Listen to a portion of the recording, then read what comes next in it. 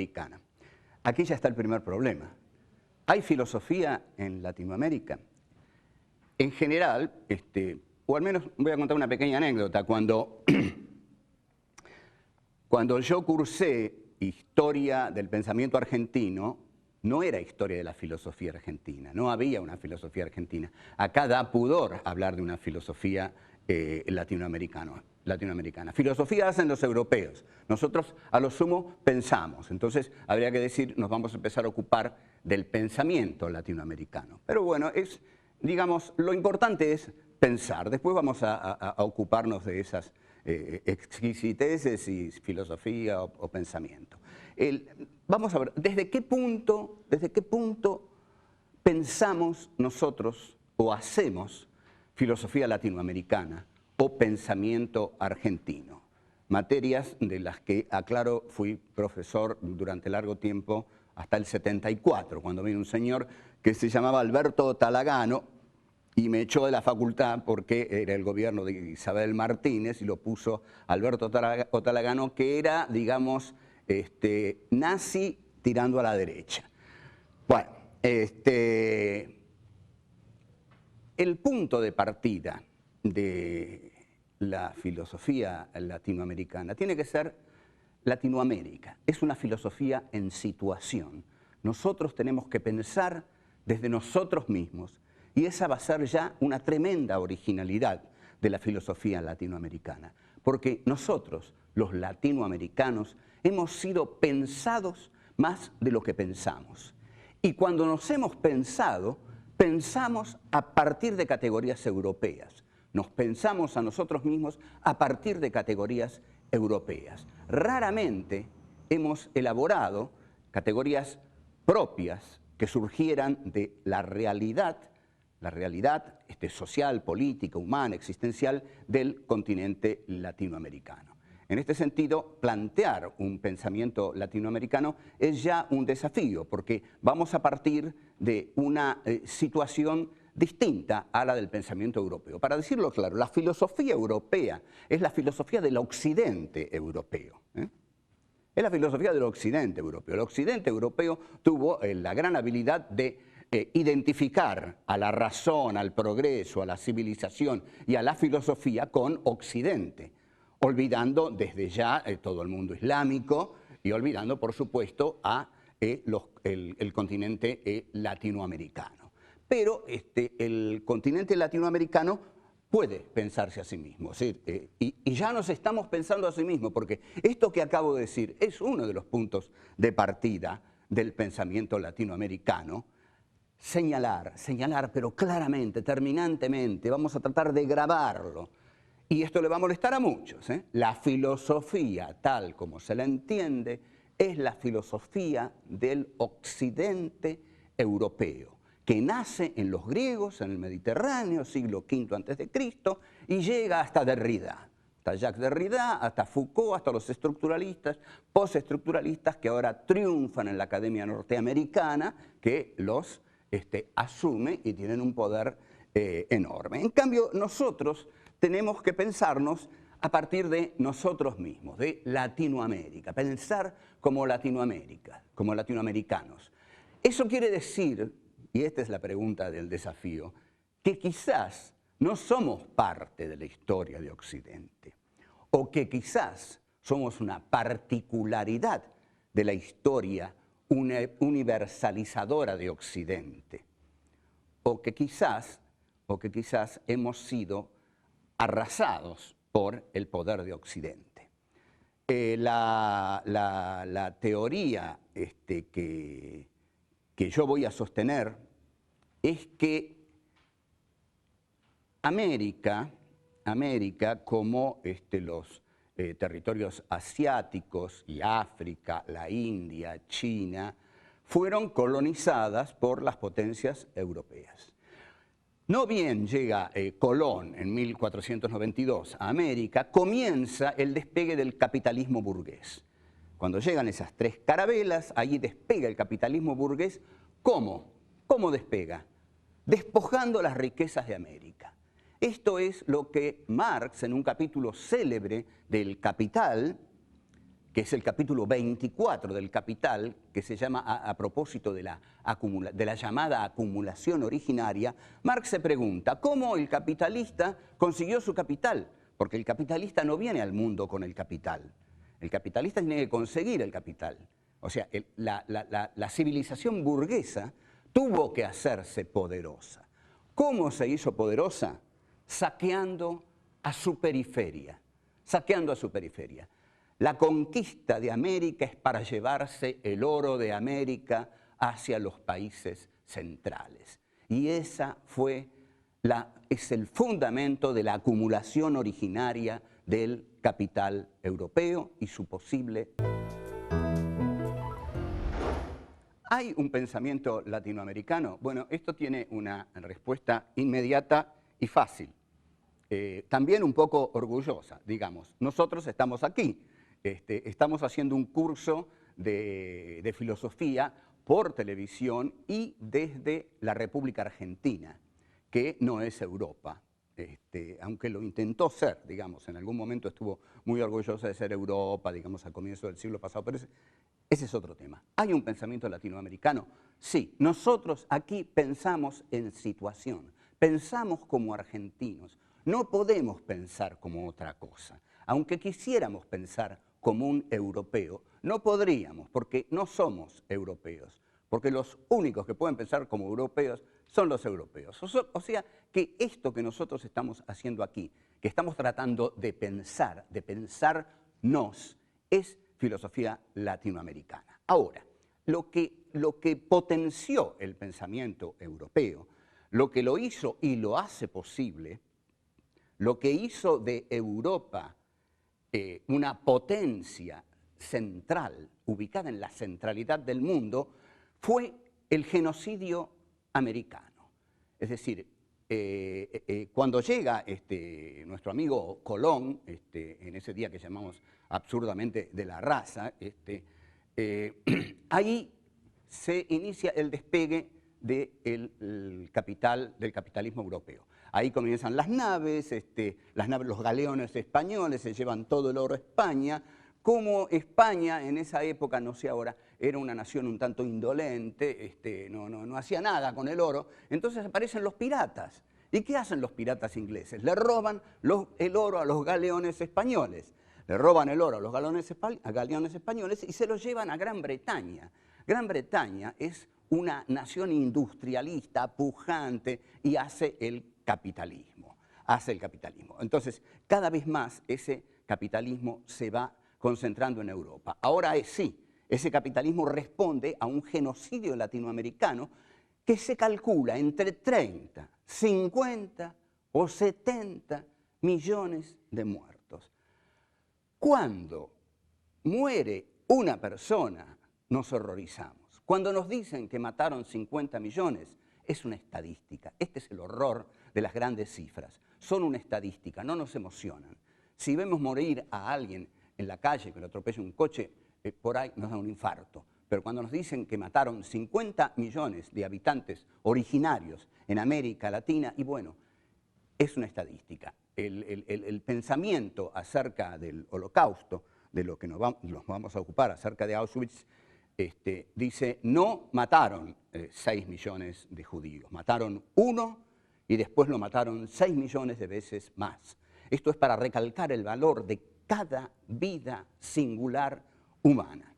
Entonces, con este genocidio que Europa no reconoce, ustedes vieron que España festejó los 500 años de la conquista de América como un gran acontecimiento festivo, fue un festival. Bueno, ese festival para América Latina representó digamos, el despojo no solo de vidas humanas, de todas sus riquezas que fueron llevadas al centro de Europa, y en Inglaterra esto toma el despegue del capital y ahí se produce la centralidad de la civilización en Europa. Europa pasa a representar la civilización.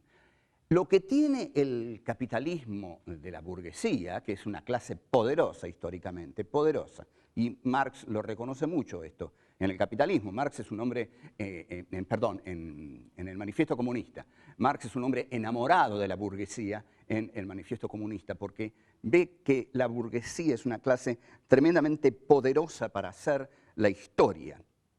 Entonces, la burguesía concentra las industrias en Manchester y Liverpool. Inglaterra es una nación industrialista y todos los otros territorios periféricos quedan condenados a ser proveedores de materias primas del taller del mundo, que es Inglaterra. Y yo le voy a explicar muy simplemente, por qué un producto industrial vale más que digamos, una parva de trigo.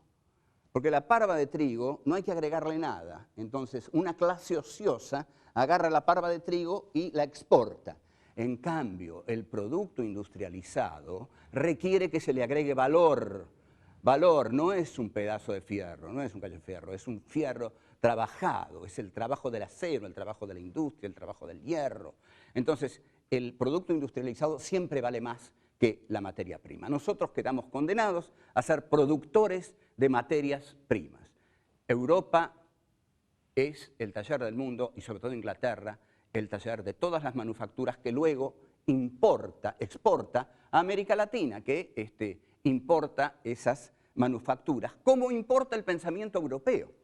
Porque esto es lo doblemente trágico. No solo América Latina se dedica a no producir una industria autónoma, sino que no produce un pensamiento autónomo, porque el pensamiento latinoamericano comienza su despegue como reflejo del pensamiento europeo, y no podía ser de otro modo, porque para ser culto en el siglo XIX había que leer los textos de los teóricos europeos, porque en verdad, por ejemplo, en la Argentina, los que no eran cultos, digamos los caudillos federales, Facundo Quiroga, Ángel Vicente Peñalosa, Francisco Ramírez, Felipe Varela, López Jordán, y todos los caudillos no eran cultos, no podían ser cultos, eran hombres del pueblo, eran ignorantes. En cambio, la clase cultivada de Buenos Aires lee todos los libros europeos que venían en los barcos, y con esos libros europeos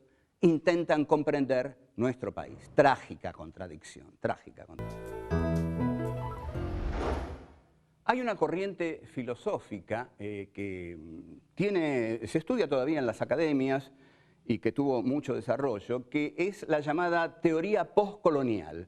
El representante que a mí más me interesa y que a ustedes quizás oyeron hablar de él por lo que hizo, ahora murió, pero es Edward Said. A Edward Said estaba asociado con el pianista y conductor de orquesta Daniel Barenboim, porque habían hecho una orquesta mitad palestina, mitad israelí, que dirigía Barenboim, y Edward Said le daba a Barenboim, digamos, el fundamento teórico. Edward Said se llama a sí mismo un teórico postcolonial palestino. Después está Gayatri Spivak de la India y está Homi Bhabha, pero ellos están equivocados. La situación que ellos describen no es postcolonial. Digamos, nadie puede decir que la India es un territorio que ha dejado de ser una colonia definitivamente, o Palestina,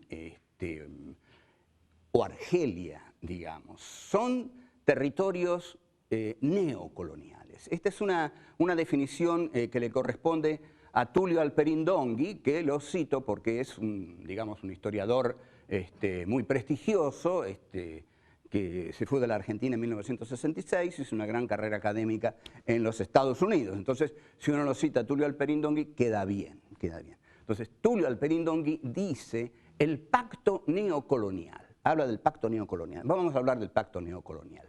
¿Qué es la Revolución de Mayo? La Revolución de Mayo es el pacto neocolonial que Buenos Aires hace con las potencias europeas hegemónicas de ese momento, Inglaterra y Francia, sobre todo Inglaterra en lo económico, Francia en lo comercial, y reniegan de España, ¿no? Es salir de España para entrar en la órbita de Inglaterra y Francia. Ese es el pacto neocolonial. Ahora, Spivak, Edward Said, Homi Bhabha dicen que ellos escriben teoría postcolonial. No hay postcolonialismo, porque el colonialismo no terminó.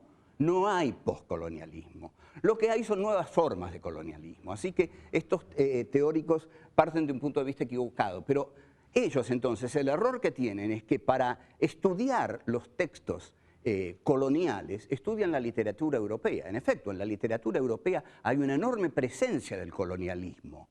Por ejemplo, estudian Jane Austen, estudian El corazón de las tinieblas de Joseph Conrad y ahí descubren los elementos colonialistas que hay en esa literatura. Bueno, nosotros no necesitamos de ningún texto europeo. Fue nuestra propia burguesía porteña, burguesía de Buenos Aires, la burguesía ilustrada, la que escribió los textos neocoloniales.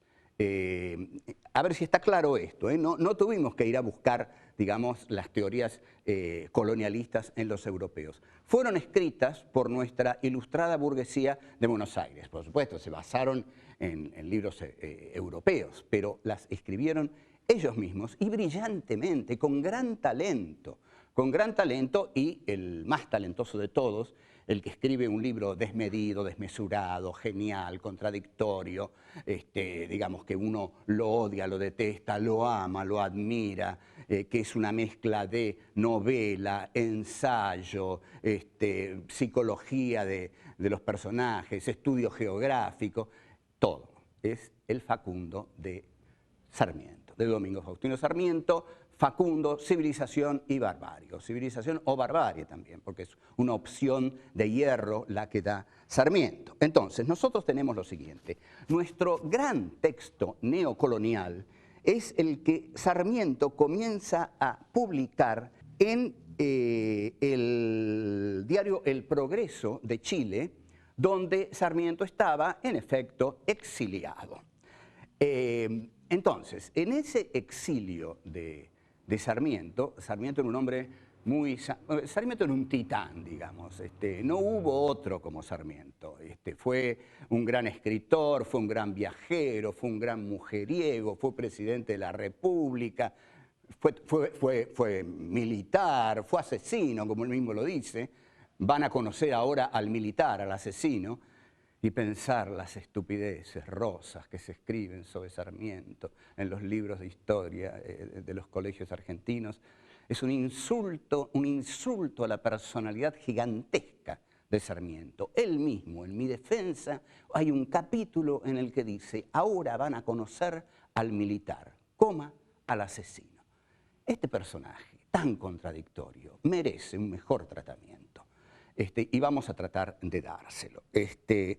Sarmiento escribe en Chile, donde estaba exiliado por el gobierno de don Juan Manuel de Rosas, escribe Facundo y lo publica en el Progreso como folletín. Es un folletín.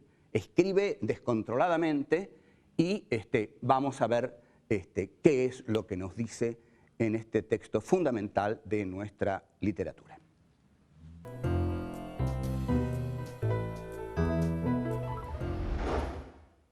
La pregunta ¿es Facundo un libro americano? ¿Es un libro que responde a la esencia profunda de nuestro país, de la Argentina? Por supuesto, por supuesto.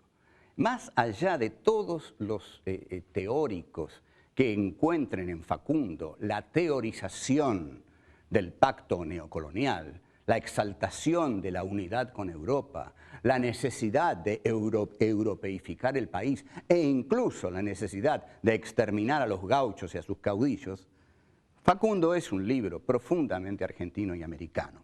¿Por qué? Ustedes observen lo siguiente: Sarmiento no escribe la biografía de Rivadavia. Sarmiento no escribe la biografía, ni siquiera la de San Martín, como hace Mitre, digamos, que escribe la biografía de los grandes hombres de la historia argentina, ¿no? San Martín, Belgrano. No, Sarmiento se mete con lo que yo llamo el barro de la historia. Sarmiento escribe la biografía de Juan Facundo Quiroga, no escribe la biografía del general Paz. No escribe la biografía del general Paz, que para Sarmiento era la esencia del militar a la europea.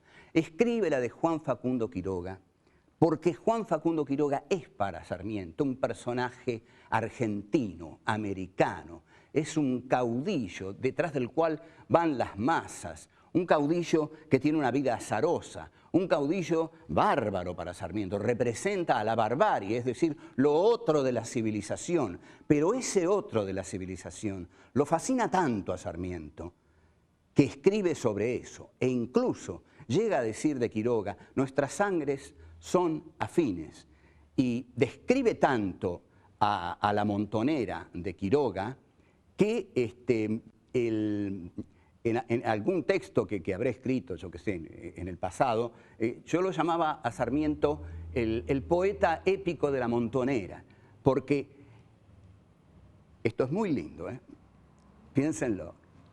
En Martín Fierro no hay montoneras. El Martín Fierro, que es tomado como el canto al gaucho, lo que hay es el gaucho derrotado, el gaucho llorón, el gaucho que se va a la frontera con el sargento Cruz, se queda entre los indios y cuando vuelve manso, vuelve a trabajar. El que obedeciendo vive nunca tiene suerte blanda, mas con su soberbia agranda el rigor en que padece. Escuchen, obedezca el que obedece y será bueno el que manda. Bueno, ese que digamos no es una consigna muy combativa, ¿no? Pero, ¿por qué? Porque el gaucho Martín Fierro es el gaucho derrotado que está pidiendo permiso para formar parte del sistema que ya hegemoniza Buenos Aires. Facundo Quiroga no. El gaucho que pinta Sarmiento es el gaucho de la montonera guerrera, el gaucho del gran caudillo de La Rioja, Facundo Quiroga, que guerrea contra el general Paz en Oncativo, en La Tablada, que llega a Buenos Aires, que cambia cartas con Rosas, que Rosas lo manda en esa misión al interior, que lo matan en Barranca Yaco. Es una vida llena de acontecimientos, no es la vida del señor Rivadavia. No es la vida del señor Rivadavia que hacía, digamos, negocios con la Baring Brothers. Y ojo, esto no es revisionismo, yo no hago revisionismo. Y el que crea que yo hago revisionismo, le aviso lo siguiente, a los que crean que yo hago revisionismo histórico. Yo lo olvidé al revisionismo histórico. Yo estudio la historia argentina desde el libro de Theodor Adorno y Max Horkheimer, Dialéctica del Iluminismo, y desde el Heidegger II, los cuales demuestran que la acción del colonialismo y del imperialismo en los países periféricos fue nefasta. Y ustedes díganme si nosotros podemos hablar del progreso, como hablaban Mitre, Sarmiento, la generación del 80. ¿Dónde está el progreso? ¿Dónde está el progreso de la periferia? O sea, ¿de qué sirvió la colonización de la burguesía europea? No sirvió. Las naciones siguen atrasadas, tan atrasadas como estaban antes de que fueran las burguesías europeas, o más, porque de haber podido seguir su desarrollo, habrían quizás tenido una autonomía y una dignidad nacional mayor. Pero Sarmiento es entonces este gran escritor argentino. Lo que escribe Sarmiento es la vida de Quiroga, la vida del fray Félix Aldao, que era un montonero, la vida del Chacho. Escribe la vida del Chacho, de Ángel Vicente Peñalosa, a quien la burguesía de Buenos Aires, dirigida por Mitre y por Sarmiento, lo matan en Olta y le cortan la cabeza y la clavan en una pica en la plaza de Olta. Y Sarmiento dice, muy bien, así es como se hace. Entonces, este tipo sanguíneo, este tipo talentosísimo, escribe en un lenguaje profundamente argentino. Cuando Sarmiento le manda su libro al gramático cubano Mantilla, aquel no lo puede creer. Alguien que en América escribe en un lenguaje americano, que se ocupa de temas americanos, de personajes americanos. Entonces, a diferencia del Martín Fierro, Facundo agarra al gaucho en su momento más combativo, cuando el gaucho se está enfrentando a Buenos Aires, cuando todavía está peleando por su autonomía, cuando todavía no lo derrotaron. El gaucho antes de la batalla de Pavón de 1861, donde Urquiza se retira y le deja la batalla y el triunfo a Mitre, traiciona al federalismo y ahí el federalismo pierde la batalla, además con la guerra del Paraguay. Ese gaucho derrotado es el que toma Hernández en el Martín Fierro. Esto que yo estoy diciendo es pensamiento argentino. Esto es filosofía nacional. Estamos pensando sobre nuestra historia, sobre nuestros libros, sobre lo que nos pasó a nosotros. Estamos tratando de entender lo que nos pasó a nosotros. Entonces, lo que nos pasó a nosotros es lo siguiente. Ganó la burguesía de Buenos Aires y ganó la oligarquía terrateniente. Hicieron no un país, hicieron una ciudad. Una ciudad le ganó a un país. Se construyó una ciudad en lugar de un país. Todo el resto quedó condenado a la pobreza y más o menos ahí sigue todavía. Ahora, estos titanes como Sarmiento, que construyeron este país, a la vez escribieron una genuina literatura latinoamericana, por el lenguaje, por los tipos latinoamericanos que eligieron. Todo esto es muy denso, muy apasionante. Nosotros vamos a volver sobre eso y, bueno, esperemos que... Bueno, a mí me gusta mucho todo esto. Si yo se lo puedo transmitir, voy a ser muy feliz. Bueno, hasta luego.